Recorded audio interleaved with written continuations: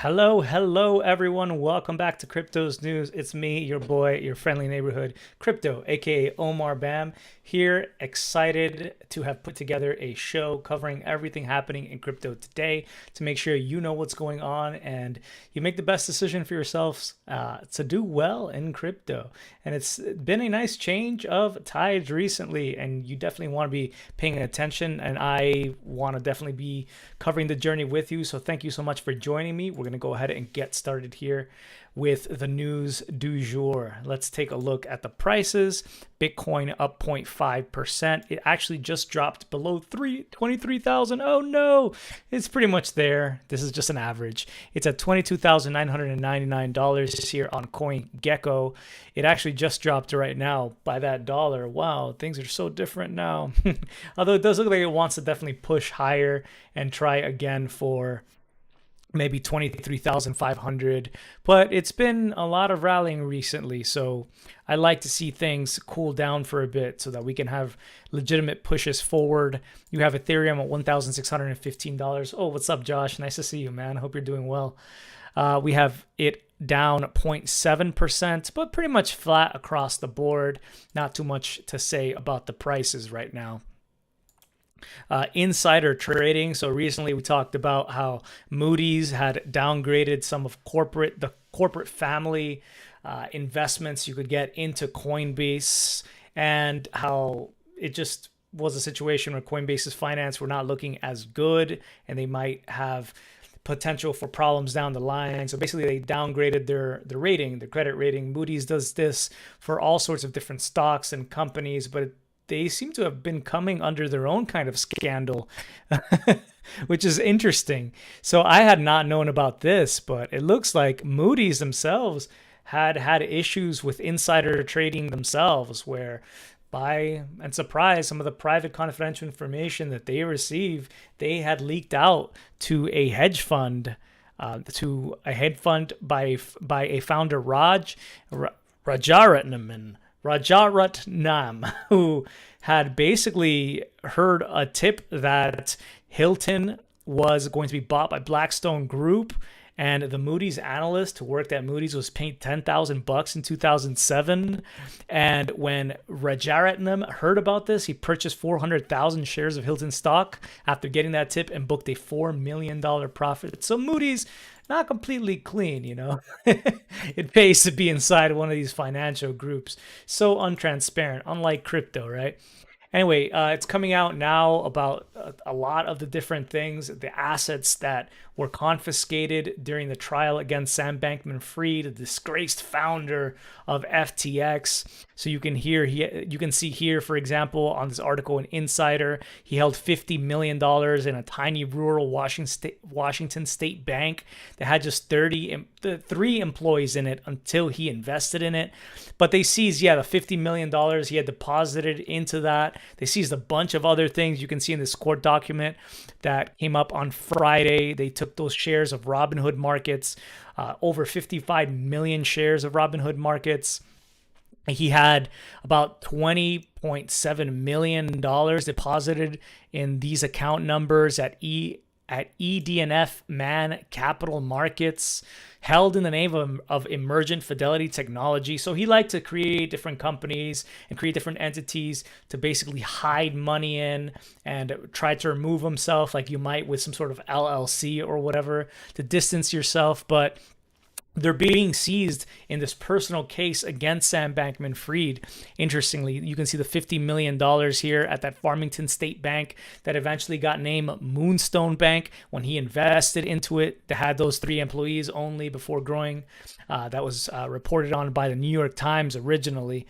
You had all this money here at Silvergate Bank, but it's just surprising, right? You had this individual who claimed in an interview to only have $100,000 left at the bank, but how is it possible they're seizing the rest of this money? And I'm hearing more and more the courts are not going to lean toward leniency. They don't like someone who's as arrogant as this and has said such misleading and false statements. So I don't know. It really does depend, I think, on what direction the judge wants to take this, or really what kind of connections he has at the end of the day. Another thing that was just seized, that just came out yesterday, you can see here, January 23rd, today's the 24th, of course, was this DC house, which he had, well, I'm sorry, they didn't seize it, but it's come out that he has listed this house for $3.28 million for sale in Washington, D.C., after the feds had seized that $700 million worth in assets that we just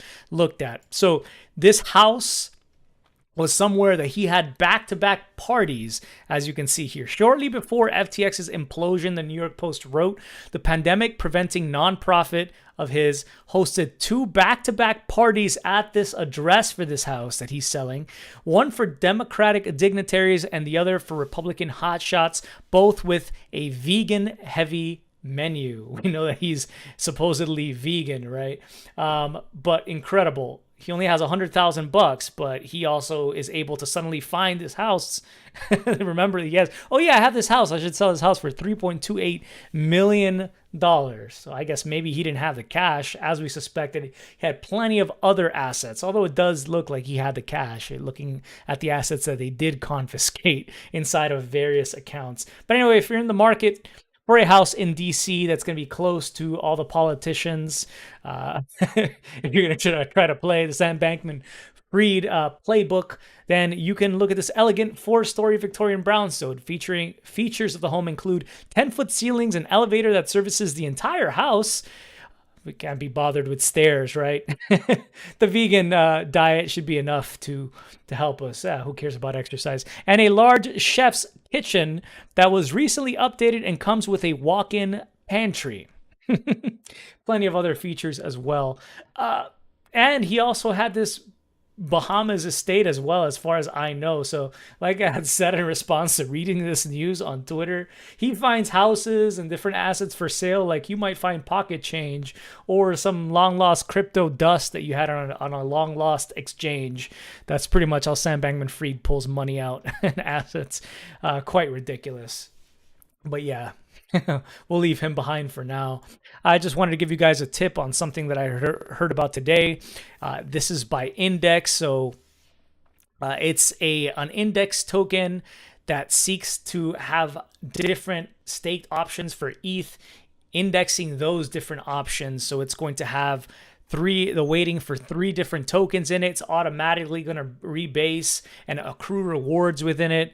It's going to be based off of Rocket Pool ETH, one of the more decentralized staking protocols that exists. Wrapped Lido staked Ether, WST ETH, Stakewise stake ETH2.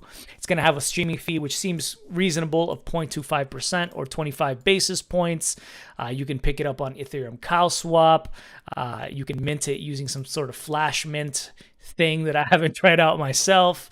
You can pick it up on ZK Sync, Zigzag Exchange, and Argent. It is built off of this company Index that has done other projects in the past that they call battle tested, and it allows you to, you can, there it is, flash mint.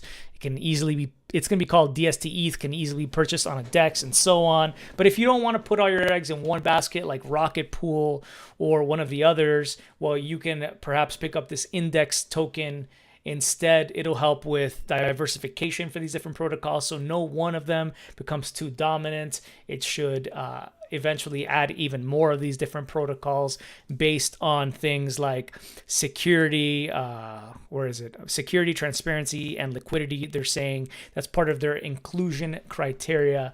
So I just wanted to give you a heads up if that's something that you're interested in, of course, and to help the network along. So if you read this, you might have gotten really excited. As you can see some of the commentary here on Twitter.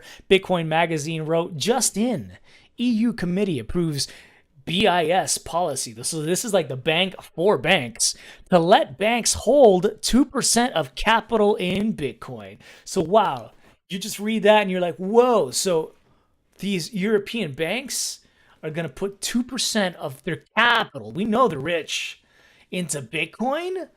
Whoa. Banks are cashing in on this new bull run. They're beginning with 2%. Soon it will be 100%. But it just does not seem to be the case. Let's start off by looking at the actual article that this is based off, which is this Reuters one. EU lawmakers back prohibitive capital rules for crypto assets. So this seems actually like the opposite. It seems like banks can invest less money into crypto assets actually. So if you actually begin to dig into this, it talks about how these new prohibitive draft rules would be capital requirements that are there to help prevent instability in the crypto world from spilling over into the financial system. So this is further elucidated, just why is this prohibitive rather than good for crypto, by Dr. Julian Hospier. Wrote important. The news about EU banks being able to hold 2% of Bitcoin is not only fake news, it is bad news. Here's why. The actual rule is that banks have to hold €1 of fiat for every €1 of crypto. Any crypto, not just Bitcoin. This is not bullish, but bearish. Before, banks were able to hold more than 2% crypto. So basically, they could hold a lot more crypto and not have to have fiat there as collateral, 1-for-1. So I think this is going to make accounting much more difficult for the banks, which would be they might seem less likely to want to interact with crypto if this is to pass, because suddenly they have to have all this fiat as well, which locks up that fiat and maybe allows them to make less loans. Something obviously they don't want to do. They want to make more profit, not lock up their own capital. So I would say this is actually a net negative for crypto.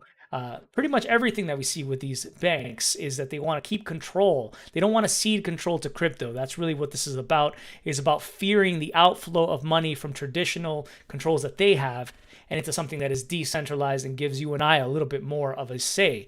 I don't think any of you have had a say in how your central bank inflates the currency, right? Like, we don't have a say in what kind of money they issue, right?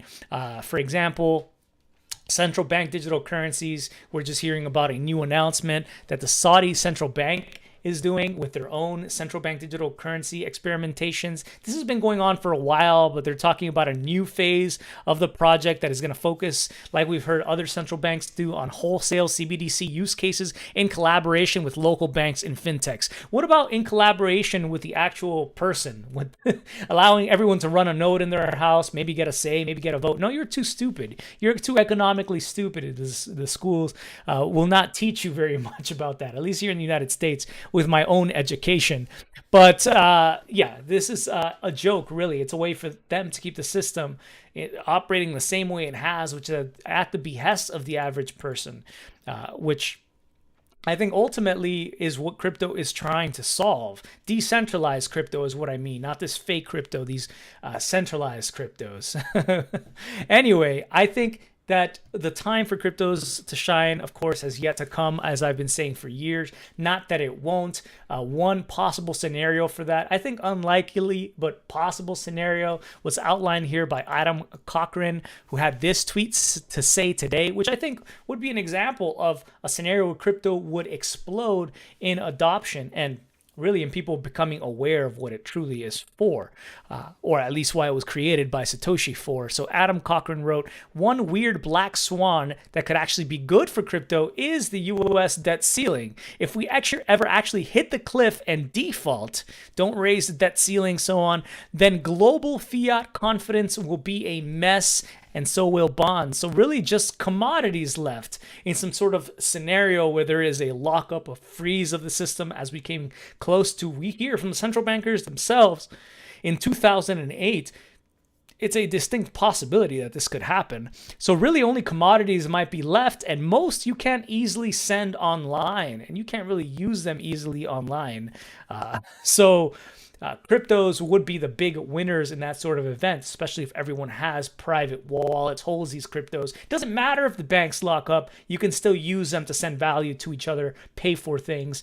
And I think that's what we're building up here, is this parallel economy to be ready when that system fails again, or if it fails again, we won't have to wait for a solution. It's already being created by some of the most brilliant minds in the world. Just as a reminder there. So this is something that's come up on crypto social media. This screenshot was being shared yesterday.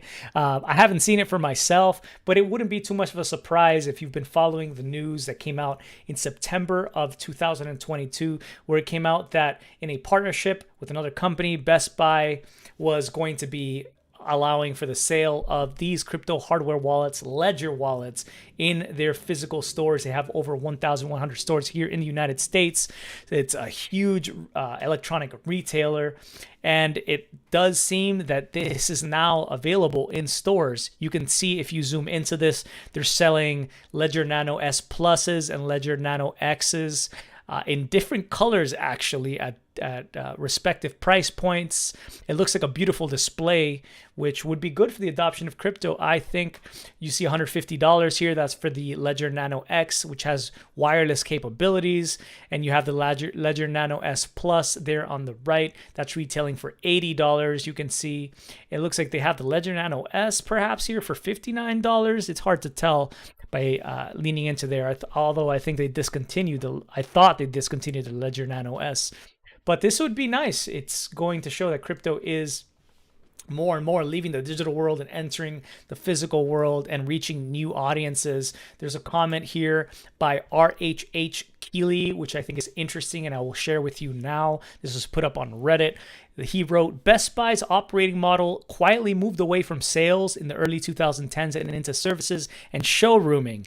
Vendors pay Best Buy for display display space within a store for the customers who still need to see and touch products before they buy.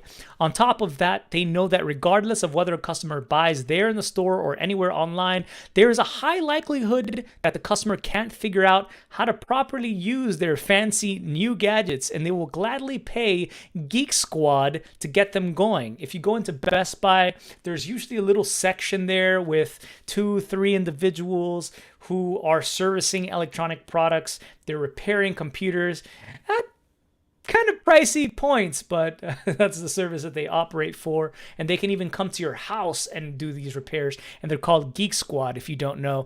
Geek Squad represents over 60% of Best Buy's revenue stream. That's pretty huge. I had not heard that before. Maybe more at this point. What this really indicates is that they have decided to invest time into developing crypto services through Geek Squad, as they would not deploy a full 4-inch planogrammed display space, I think he meant 4 foot, without also setting up service capabilities. This signals a level of retail adoption that is very encouraging for the entire crypto space. Good stuff to see. Although, I do hope they make some sort of profits. I know that I see in the past when I have in bull markets, mention my Ledger wallet affiliate link in the description below. During bull markets, I've had good sales, but during the bear markets, people are just less interested in buying crypto, let alone custodying it and clicking on those links. So they might see less sales in a bear market because there's just less interest in crypto overall, and they might remove this display case before the bull market hits when they should have had it there and seen, hey, there is a market for this. So hopefully they are forward thinking here. As others have pointed out, hopefully the return policy makes some sort of sense. They don't have somebody set up a hardware wallet, put in some sort of slip with the numeric code to get into it, wrap it up really nicely, return it, say I didn't open it or I opened it, but I don't know, I'm returning it, and then they refurbish it, sell it at a lower price point, and somebody gets scammed. I'm sure they're the best. I hope the Best Buy person in charge of these has done some critical thinking for this. Anyway, moving forward here, I thought this was pretty funny, just to give you guys something a light to talk about in relation to all of this custodying of crypto and accruing it for the average person. Okay, so the first thing you got to do is download MetaMask, but you're also going to have to download Coinbase or Binance first. So get your money from the bank, and then got to get some Ethereum, and then send that over to MetaMask, and then you go on OpenSea. I don't know. Step after step after step after step to get person into crypto, which is why I think you have companies like MetaMask adding a little button there that says buy Ethereum natively. The less steps. Let's just sell these Ledger Nanos with crypto inside of them. Why don't we? Imagine the person at Geek Squad who services that Ledger Nano S, saying, to safeguard your crypto, we went ahead and copied your seed. We set you up with a new seed phrase, moved your crypto over. We took a copy just in case you lose your hardware wallet. That'll be $15 a month, advanced protection, and yeah, we'll keep it safe for you. It's just kind of weird getting sold one of these devices from a company like Best Buy who has actual people there. But anyway, it's a strange world. We're trying to empower folks, but folks sometimes just need their own insurance and safeguards. Plenty of work still left to do is what I'm going to say there. Anyway, this article came out here on Bloomberg. If you're still following Celsius, if you had funds on Celsius locked up and you're trying to get them back, well, Celsius seems like now they're perhaps trying to follow the Bitfinex playbook, whereby after some sort of insolvency event, in Bitfinex case, it wasn't an insolvency, it was a hack. But in this case, I mean, that could have led to insolvency anyway. But that was before bankruptcies and courts were a major thing in crypto. A long time ago. Those are simpler times. Anyway, Celsius may issue a token to make replete customers who have lost funds. They have said this in court, a proposal to reorganize the company and exit bankruptcy as a regulated crypto platform, they said in court today on Tuesday. This would allow them to perhaps bring in more money for creditors than selling hard to liquidate assets at today's depressed prices, according to their company attorney, Ross M. Kwastiniet, during a video court hearing. So, I don't know. It seems like they have plans all over the place, between selling assets, selling their mining operations, continuing their mining operations.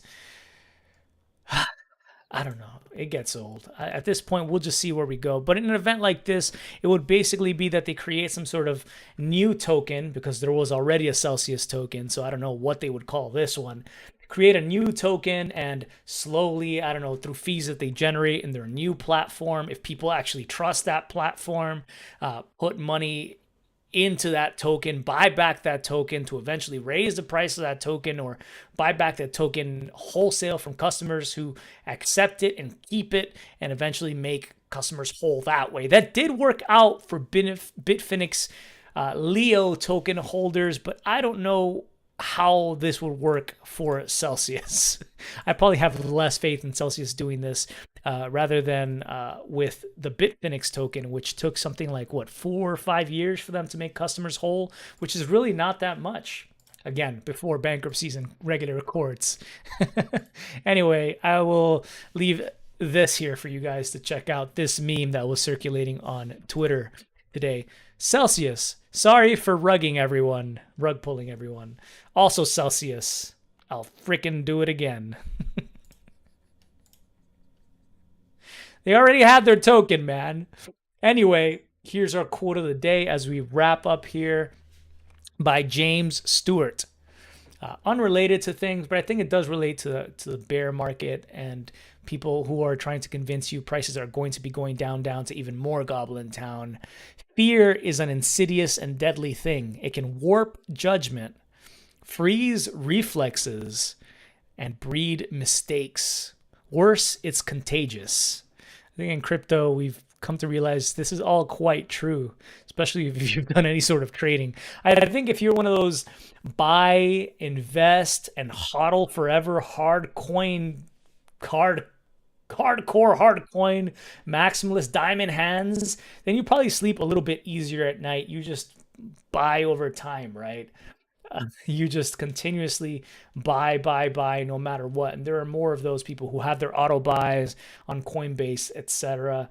Then you probably just rest easy. Maybe you turn up those auto buys when the market is down, and you celebrate a little bit better, but not so hard when it's a bull market, because you're not going to sell anyway and just wait cycle after cycle. You probably don't have to worry about this too much. But if you're somebody who's on social media, or I guess a YouTuber following this day in and day out, then it can get to you sometimes, your emotions. I'm not going to lie, because there's so many different voices trying to steer you in directions, and it can definitely hinder your automatic response those reflexes, I mean, the positive ones, or cause you to second guess yourself, which can be a real negative. So I think this this quote really does illustrate that for us. Anyway, thank you guys so much for joining me. Props, Josco. Hodling since 2018. Hodler bliss, indeed, Christopher. Anyway, I'm sorry about any sound issues that you guys have been having. I've been trying to work on them. If you continue to hear them, please. Oh, it is still happening, Elle says. I'm just probably going to change my microphone. There's nothing I can do with the audio device. Curb Shifter, thank you so much for letting me know that maybe fixing my buffer size, which I could do with an actual mixing DAG or something like that, but I can't really do with what I'm currently running as far as I can tell. So that's not really going to fix this. I'm not really sure what it is, but thank you for putting up with this, those of you guys who have, and I don't know. I'll probably just try a different microphone or something next time. Take care, everyone. Much love and stay cryptic. Peace.